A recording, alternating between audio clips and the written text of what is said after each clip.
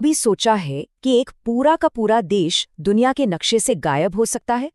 मतलब एक ऐसी जगह जहां लोगों को अपना घर, अपनी जमीन और शायद अपना वजूद हमेशा हमेशा के लिए छोड़ना पड़ जाए। ये कोई साइंस फिक्शन कहानी नहीं है, बल्कि आज की एक कड़वी सच्चाई है। ये जो बात कही गई है ना, ये किसी फिल्म का डायलॉग नहीं है। ये एक देश की दुखद हकीकत है। तो सवाल ये उठता है कि जब किसी देश पर सचमुच डूबने का खतरा मंडरा रहा हो, तो वहां के लोग आखिर करते क्या हैं? उनका जवाब हैरान कर देने वाला है।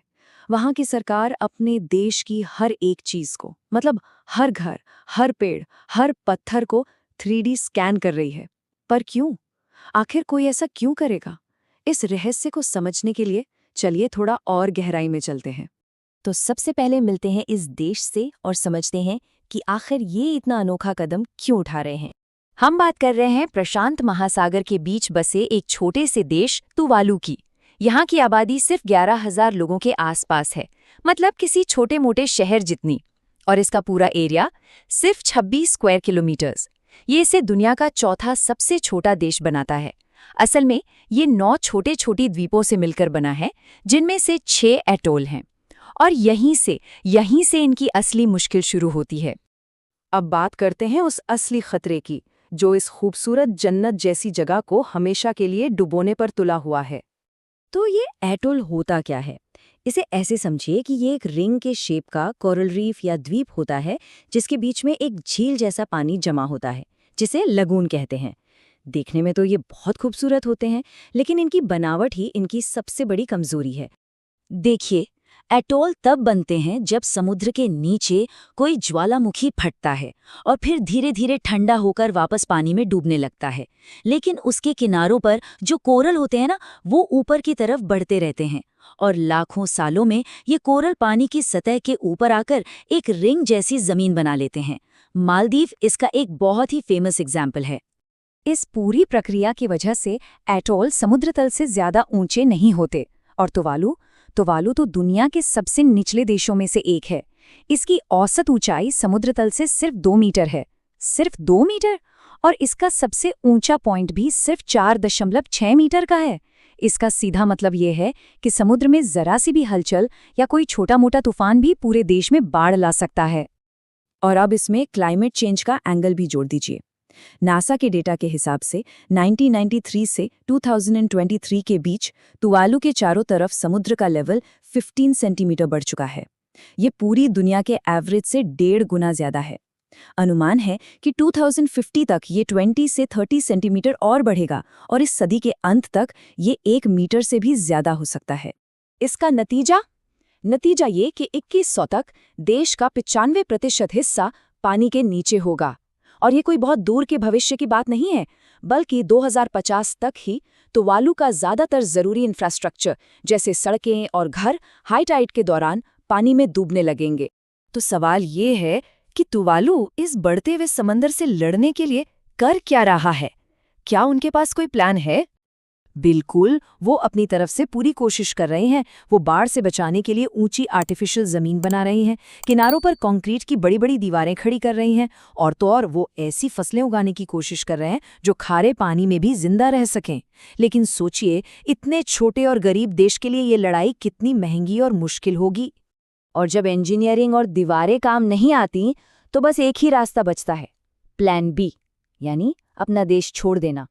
इसी के लिए तुवालू ने ऑस्ट्रेलिया के साथ एक बहुत ही ऐतिहासिक संधि की है, जिसे फैलेपिली यूनियन ट्रीटी का नाम दिया गया है। इस ट्रीटी के तहत ऑस्ट्रेलिया हर साल तुवालू के 280 लोगों को एक स्पेशल क्लाइमेट वीज़ा देगा।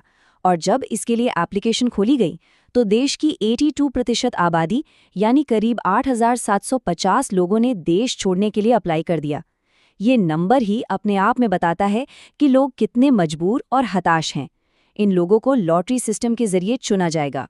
लेकिन अगर देश ही नहीं रहेगा, तो उसकी पहचान का, उसकी संस्कृति का, उसके इतिहास का क्या होगा? और यहीं पर तुवालू का सबसे हैरान करने वाला और फ्यूचरिस्टिक प्लान सामने आता है। तुवालू ने खुद को दुनिया का पहला वर्चुअल स्टेट यानी एक डिजिटल राष्ट्र घोषित कर दिया है।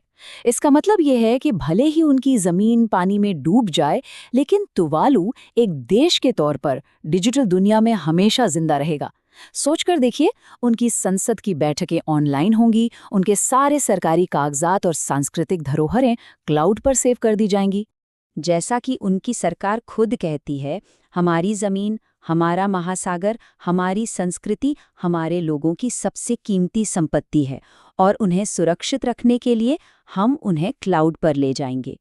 वो अपनी यादों का, अपनी कहानियों का, अपनी परंपराओं का एक डिजिटल जुड़वां बना रहे हैं।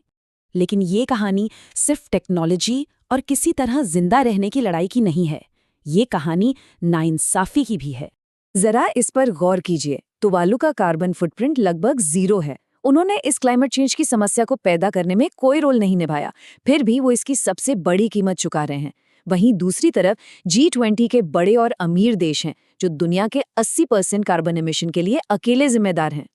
और इसमें ऑस्ट्रेलिया का रोल भी काफी कॉम्प्लेक्स है। एक तरफ तो वो वीजा देकर तुवालू के लोगों की मदद कर रहा है, लेकिन दूसरी तरफ ऑस्ट्रेलिया दुनिया के सबसे बड़े कोयला और गैस एक्सपोर्टर्स में से एक है, जो सीधे सीधे क्लाइमेट चेंज को बढ़ावा दे रहा है। इस मदद के पीछे जियोपॉलिटिकल कारण भी छिपे हैं, जैसे पैसिफिक ओशन में चीन के बढ़ते प्रभाव को रोकना।